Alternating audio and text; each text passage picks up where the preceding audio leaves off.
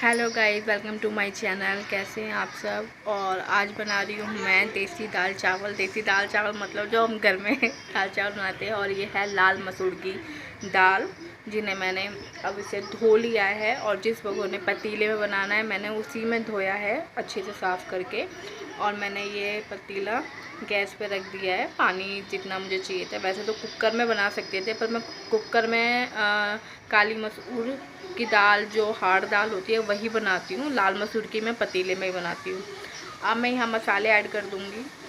स्वाद अनुसार नमक, लाल मिर्च, धनिया, हल्दी थोड़ी क्वांटिटी में ज़्यादा डालूँगी क्योंकि लाल के बाद ये येलो दाल हो जाती है, इसलिए।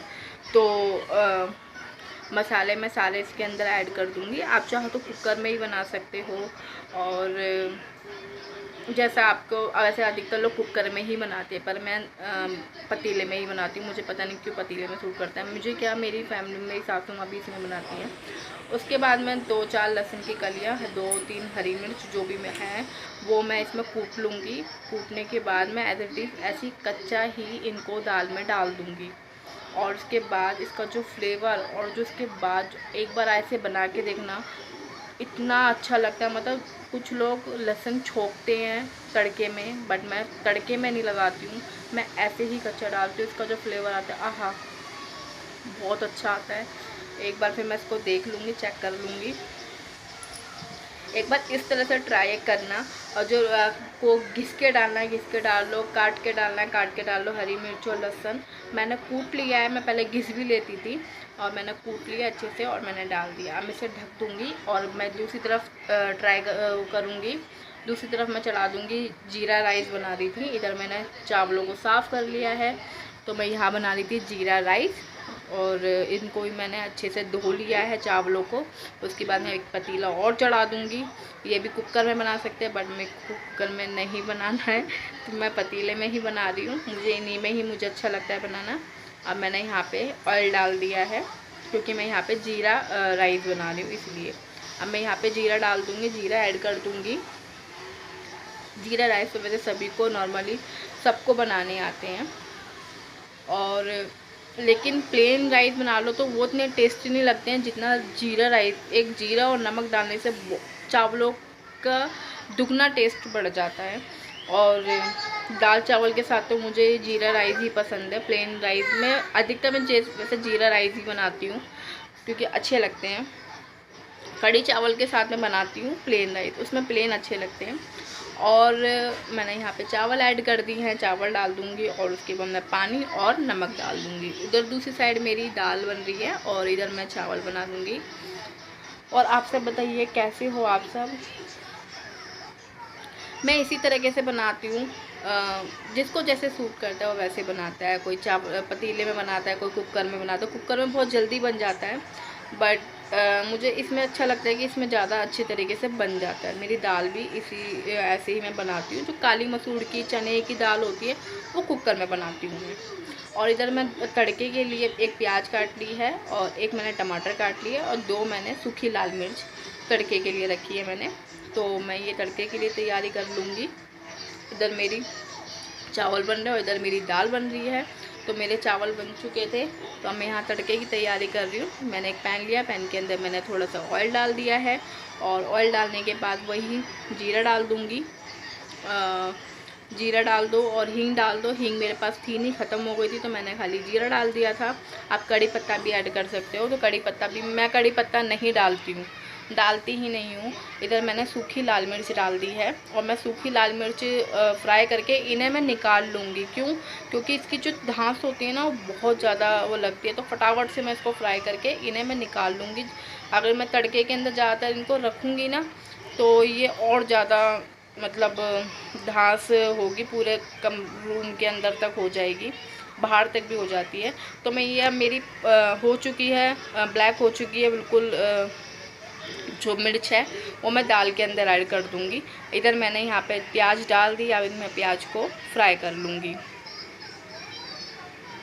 और आप सूखी लाल मिर्च उसमें रहने भी दे सकते हो, बट मैंने इसलिए निकाल दी क्योंकि बहुत ज़्यादा इससे गले में खराश होने लग जाती है।